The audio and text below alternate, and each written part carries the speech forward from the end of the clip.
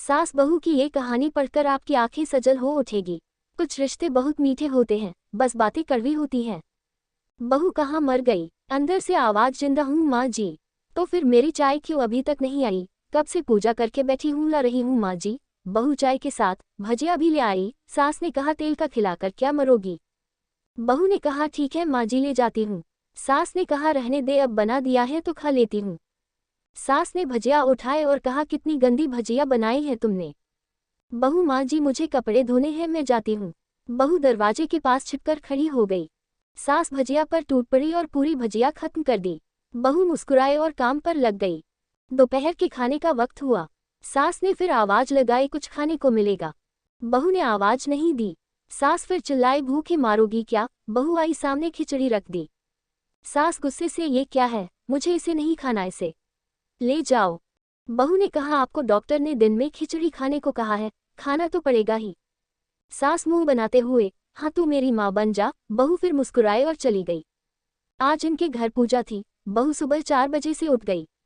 पहले स्नान किया, फिर फूल लाए, माला बनाए, रसोई साफ की, पकवान और भोज बनाया। सुबह के 10 बज गए। अब सास भी उठ चुकी थी। बहू अब पंडित जी के साथ भगवान के वस्त्र तैयार कर रही थी। आज ऑफिस की छुट्टी भी थी और उनके पति भी घर पर थे। पूजा शुरू हुई। सास चिल्लाती, बहू ये नहीं है, वो नहीं है। बहू दौड़ी दौड़ी आती और सब करती। अब दोपहर के 3 बज गए थे। आरती की तैयारी चल रही थी। पंडित जी ने सबको आरती के लिए बुलाया और सबके हाथों में थाली दी। जैसे ही बहू ने थाली पकड़ी, थाली हाथों से गिर पड़ी। शायद भोज बनाते हुए बहू के हाथों में तेल लगा था, जिसे वो पोंछना भूल गई थी। सारे लोग तरह तरह की बातें करने लगे। कैसी बहू है, कुछ नहीं आता, एक काम भी ठीक से नहीं कर सकती, ना जाने कैसी बहू उठा लाए।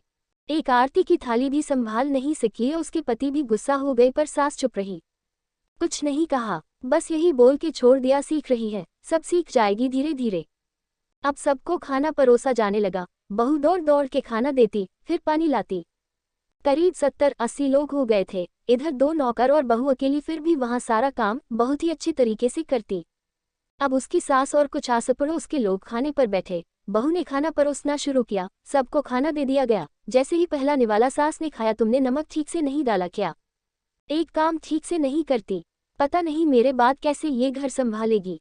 आस पड़ोस वालों को तो जानते ही हो ना साहब, वो बस बहाना ढूंढते हैं नुक्स निकालने का।